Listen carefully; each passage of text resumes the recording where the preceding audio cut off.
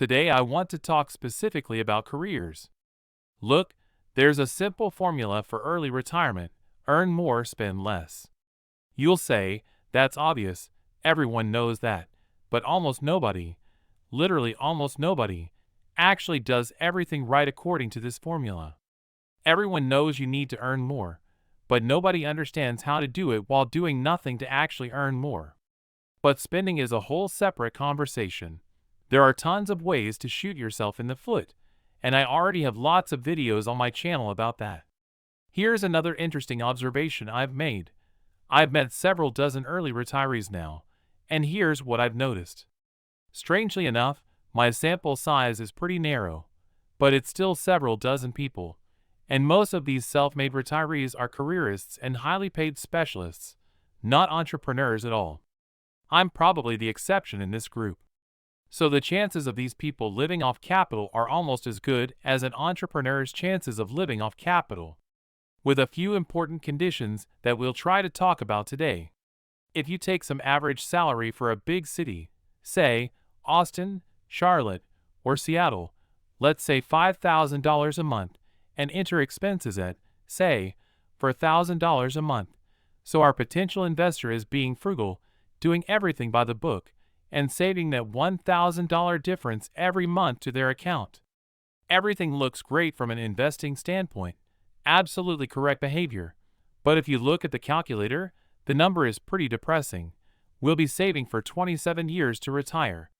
That's a lot. But if we change the numbers just a bit, say we get to an income level of $7,000 a month and keep expenses at the same level, we get a completely different number. Just 15 years, almost half the time.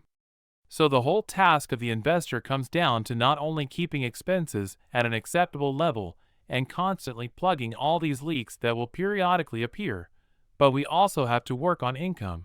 Jump from at least $5,000 to $7,000. We'll talk about that below. Now here's a simple math problem for investors who get too obsessed with investment literature and brokerage apps, who will retire faster. Someone who saves $300 a month for the last 10 years, or someone who saves $3,000 a month for the last 3 years, assuming the investor continues to contribute the same amount for the next 10 years. The answer is obvious. A fifth grader can see that the investor with $3,000 will overtake the investor with $300. I'm actually seeing this with my own example, with my wife's example. There are investors online who save $30 to $40 a month, and after 14 years have capital of $65,000, which is a brilliant result on those numbers. I look at my wife, who manages to save $200, $300 a month, some months $400, and she now has capital of several million dollars. She hasn't reached that level yet, but she'll overtake them soon. That's completely obvious to me. And now an important point. People often criticize me, saying, why do you say that picking stocks, picking asset classes doesn't play a decisive role? Because if we take some hypothetical monkey who will save, say, $1,000 every month and pick a portfolio randomly, I don't know, take all the S&P 500 stocks and throw darts at blue chips, for example, and take some smart investor who's read a bunch of books, who did everything by the book, but saves, say, $50 or $100 a month, the monkey will beat them every time, making completely primitive moves. So our task, once again, comes down to constantly increasing this delta, the difference between income and expenses, by keeping expenses in check and constantly thinking about income. I'd advise subscribers to probably start with a diagnosis. Take your current monthly salary, divided by 170 working hours per month, and see what you get. If your number is less than $17 per hour right now, then your chances of building wealth are probably close to zero.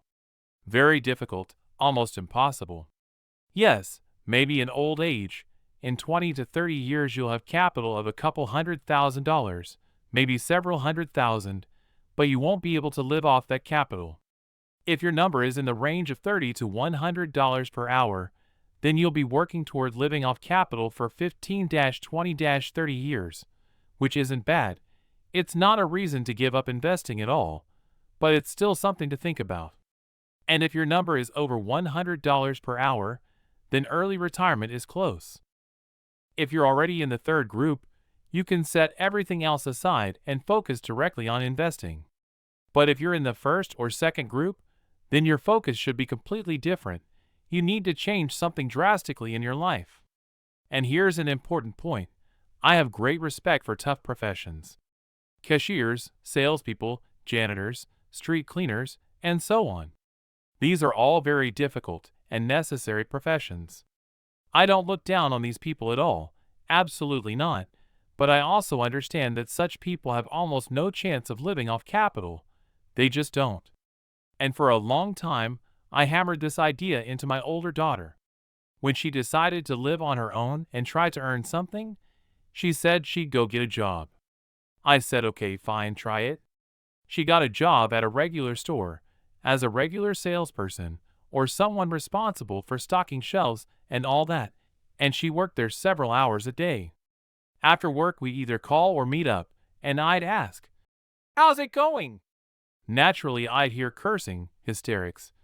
"Oh my God, idiots, how long can this go on? They don't understand anything." Stress, exhaustion, and at the end of the month, she got paid something like $1,400 or $1,500. Just ridiculous money, pennies. I said, "So how is it?" Well, a month went by, 2, 3, and on the third month she said, "That's it, I'm quitting. I can't do this anymore." I said, "Perfect. That's the best lesson you could have gotten right now. There's nothing more important than this lesson." She said, "I will never work like this again in my life." And I said, "Listen, you know that many people from our circle, they kill 15 to 20 years of their life at this kind of work, and they don't do anything about it. They're fine with everything." And now we love to sit with my younger and older daughters in malls, drinking coffee and watching the workers in the food court, and we divide their salary. I take their salary, $1,500 to $2,000, $2,500 at best, divide by the number of hours, 170, and the numbers are just ridiculous, $9-15 per hour. That's how people value their time.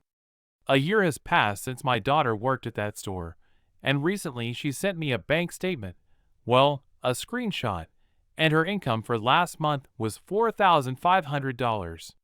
Reminder, she works in the beauty industry from home. I explain, I say, "You now know more about what your hour is worth than probably 100% of your peers and 99% of the people around you.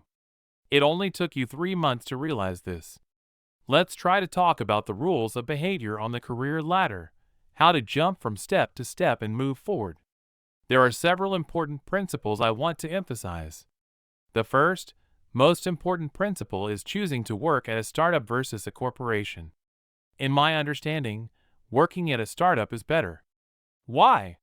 Because here you're still yesterday's student, someone who represents nothing, and you can make a dizzying career in a year or 2. Working at a corporation, on the other hand, means 15 to 20 years of humiliation, office politics, and other nonsense.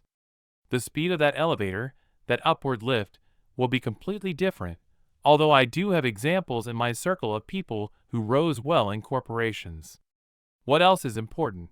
More responsibility. A person who says, "I'll do this," will move faster in terms of salary than all their colleagues, just by raising their hand and trying to take on more tasks, more problems, and solving those problems. Such people are simply destined for salary growth. Those who try to go beyond the boundaries of their current position and take on more responsibility, that's valued. What else is interesting? Working for commission is also an important thing. We understand that the lion's share of people are sitting on a salary, addicted to that salary junkie needle, used to getting that text message on the 5th or at the end of the month, and without that text they can't function. But people who give up salary and offer to work for commission end up earning significantly more. And there are tons of industries like this. I'll give examples today. What else is interesting? You need to try to be irreplaceable at your job. Again, An example, I had this accountant. There was this woman who knew all the company's secrets, who knew all the accounting tricks, who respected herself, valued her time, and we understood that she was simply irreplaceable because her level of qualification was so high that you just couldn't fire her. She was an untouchable character, and she did what she wanted. For example, at 7 in the evening, she'd get up from her desk and calmly leave, and nobody could say anything to her because, well, what could they say? To become irreplaceable, she spent a long time on self-education, obviously. She studied the intricacies of accounting not at the level of some regular accountant, but at the level of an auditor accountant. That's a completely different specification. For this, she probably had some educational plan, some internship, seminars, lectures, books, whatever. You should have such a plan too. I initially wanted to post a collection of books for career specialists here, but then I realized this collection would be too generic and not right for you. For example, if you take a specialist working in business, a manager, their collection of books, lectures, seminars should include negotiation, sales skills, marketing skills, recruiting skills, hiring personnel skills, reading financial statements, a set of tools that help you level up your current position to a completely different level, plus various related skills. For example, knowing English definitely increases your salary and value in the market by 30 to 40%, maybe even double. Take programmers as an example. People who simply couldn't learn English will work for $50,000 to $60,000 a year. Programmers who learn English will work for $120,000 to $150,000 and work not for us, but for some European, American, or Asian company. Programmers get this. They all understand it. They all know English or are learning it. Connections are also important. You need to build them. Work on so-called networking, building bridges and connections. Again, there are books on this topic. I recently posted a collection on this on my page. We talked about the career ladder, about jumping on the career ladder, a set of completely simple principles you need to work on. Next, I want to touch on self-employed people. These people understand way more about their hourly rate than people who work for someone else. Here are some examples from my circle. A cosmetologist. A person works from home, doesn't work for some salon owner, receives clients at home, and they really know about their hour because, relatively speaking, the women listening to me now can imagine how much cosmetology services cost right now and how in demand they are. Yes, she mastered the profession. Yes, she studied a lot. Yes, she has 24 diplomas, certificates, and so on, but now she's booked solid. If you notice, say she sees 2 or 3 clients a day, she can earn anywhere from $500 to $800 in one day, which you can't say about someone working for wages. Same example with real estate agents. I have several agents, realtors in my circle who also know way more about their hour than those working for wages, because they know that if they worked hard today and closed an apartment rental, they've got maybe $2,000 to $3,000 right in their pocket. Or even more interesting, if they're involved in sales of new construction or resales, saving people from hassle, 1 or 2 deals on properties worth $800,000 to $1.5 million, they've got $20,000 to $40,000 in their pocket from commissions. Yes, you have to run around for these deals first, filter out a bunch of inadequate clients, but it's still, from the standpoint of hourly rate, I calculated that my agents, what I've seen, like agents in major metro areas, they're making way over $100 an hour when they're actively working way over. Or here's another recent fresh example. I recently returned to guitar lessons, trying to master electric guitar at a really high level, like really trying to eliminate all the mistakes, all the slop. I found a great specialist in teaching specifically electric guitar. He teaches heavy metal and rock, and here's what his day looks like. I jump on Skype with him, pay about $90 for one lesson. We work for 45 minutes. I'm hammering away on one string trying to fix some mistakes. He's trying to help me, and he says, "Okay, bye, I'm off to the next lesson." So his whole thing has come down to this. He just built a lineup of these students. Well, first he built a personal brand, obviously, and then a conveyor belt of these students. I think he teaches 5 to 6 people a day and then goes off happy to some bar to drink beer. At $90 per lesson, 5 students a day, that's $450 a day, working maybe 20 days a month. That's $9,000 a month. These people have something to teach us in terms of valuing their hour. Another example from a different field, medicine, a highly qualified specialist, a doctor. I'm sitting in a cafe, chatting with a doctor about investments, about capital. The doctor asks me, "Did I choose my assets correctly?" This woman. I say, "It doesn't matter, you could pick randomly." She says, "What do you mean randomly?" I say, "Just like that. Look, there's a correction in the market right now. Everything's red in my app. I'm going to call my consultant now and chew them out." Don't do that. It's not your consultant's fault. You're using the stock market like a casino. That's the wrong strategy. I ask, "How much do you earn?" The doctor answers, names a sum, a very impressive sum, clearly enough to live on, probably around $180,000 to $200,000 a year. I say, "And how much do you manage to save?" She says, "Nothing, very little. Most of my money goes to daily needs." I ask, "Well, I already have tons of videos on my channel about consumption. You can watch them." First we talked a bit about consumption, I said. "You need to curb your appetite." And then we started talking about income. So I asked, "Can you increase your current income by 5x? I deliberately named the number 5x. The doctor answers that it's technically impossible. "I only have 24 hours in a day. My schedule is booked months in advance. I'm an in-demand specialist. It's impossible." I say, "Are you sure it's impossible?" In her case, I see at minimum 4 ways out. First is to make the line longer and raise prices. Second is to have her hour valued much higher within the medical clinic. You could move to another clinic, to competitors, for example, and ask for a higher salary. Or another option is to become a partner, put time and reputation on the line, and on the other side there will be some money person who agrees to invest in this clinic. There are many such clinics that open with this kind of partnership, doctor plus money person. That would also substantially increase her income level.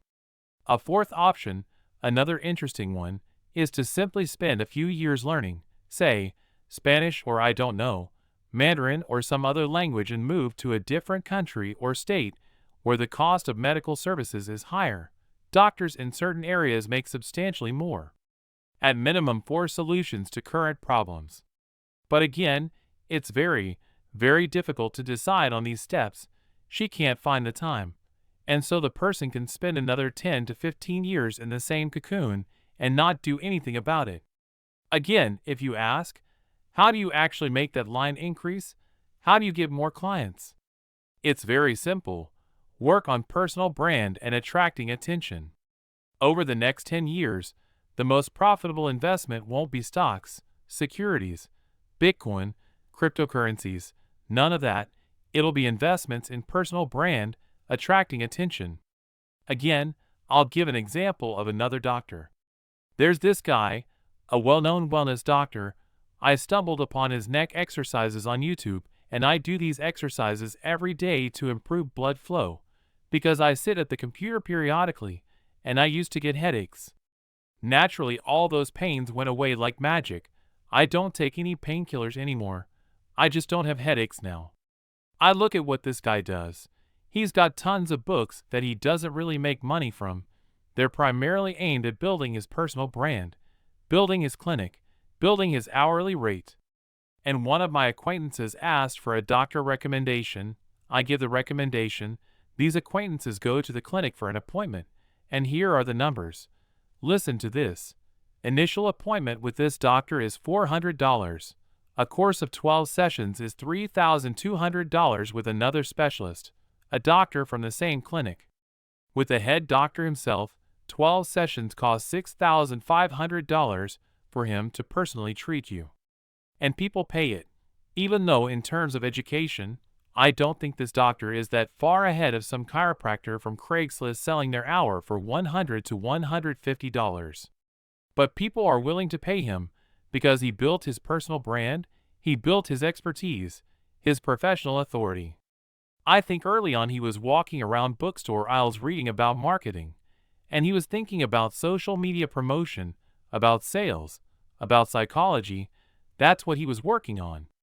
I can say from my own experience, you can see yourself how many subscribers I have on Telegram, on YouTube, how fast it's growing. Mastering these social media promotion skills, YouTube, Instagram, Medium, Telegram, is a matter of 3 to 5 months, no more. Mastering public speaking skills, writing, that's a matter of a few weeks and a few books. I regularly post collections too. You'll ask, how and where? Well, the first way is to sign up for various courses and download several books. I posted a collection. I'll duplicate it again in my description, please learn. Or option 2, over the summer I'll post a series of videos where I'll simply tell everything I know about building a personal brand on YouTube, Telegram, Instagram, Medium, and I'll even tell you how to promote books. A step-by-step guide, absolutely free. What else interesting would I like to tell in this video? It's about stories of my friends. What I see is a constant dialogue, always the same. It comes down to the same thing.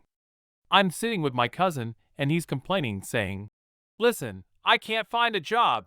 What do you advise?" I ask, "How much do you even want?" He says, "I want a salary of at least $100,000 a year." I say, "Why do you think you're worth that much?" "Well, they used to pay me that much." I say, "But now you're 40 years old. You're 40, your health isn't great compared to young guys. With every year you'll feel worse and worse." You can already see it in his face that he's probably started drinking. He complains he's in debt, and sooner or later he'll end up on the sidelines of the game anyway. I say, "Look around, think about this whole situation. Look around and ask yourself what professions will be valued even when you're 60? There aren't that many. For example, real estate agent, they're still good at 50 to 60 years old. Actually, they probably only get better with age, because if you look presentable and know how to talk, people of more mature age probably inspire more trust. But there are no guaranteed salaries there. Nobody's going to promise you $100,000. Everyone works for commission, didn't earn anything, didn't run around with your feet, stayed without food. But he needs a guaranteed $100,000 to sit in the office doing nothing. It won't be like that. Sooner or later he'll face this. Another example, there's an acquaintance who works as an accountant at a large company. We're chatting and she says everything sucks. Government corporation, bureaucrats, constant audits. I say, "Listen, you're an expert accountant at a large corporation. Your skills are probably very strong." And I ask questions. Can you master, for example, IFRS accounting standards or, say, US GAAP at a deeper level? What do you need for that?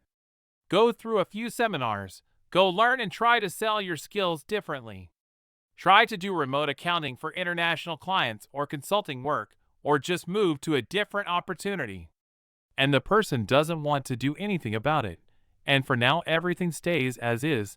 Complaints, complaints, complaints. These stories are pretty similar, aren't they? Very much alike. You probably have tons of people like this in your circle too. The good years won't last forever. You won't have that many attempts. Instead of conclusions, if I summarize today's episode, I want to note the following. We have productive years, 15 to 20 years. Over this period, we can accumulate some substantial capital. 15 to 20 years is 180 to 240 months. 180 to 240 paychecks. Your attempts to change something will of course be there. Maybe 5, maybe 7, but it's still not many. You need to view each attempt like, I'm going here not just to plug some hole in the budget, but to think about the fact that I don't have 15 years left, I have 14 years of accumulation left. And the most interesting thing is that at the end of this career path, You'll most likely burn out with a very high probability. Become a burnout pilot. Your health won't be enough, your energy won't be enough, and so on.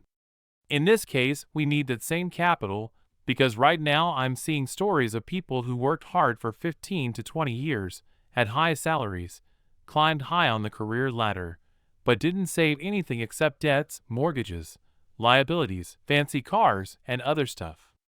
They need capital right now. They don't have it. And all attempts are ending because at 45 they're not needed by many anymore. That's all I wanted to say today.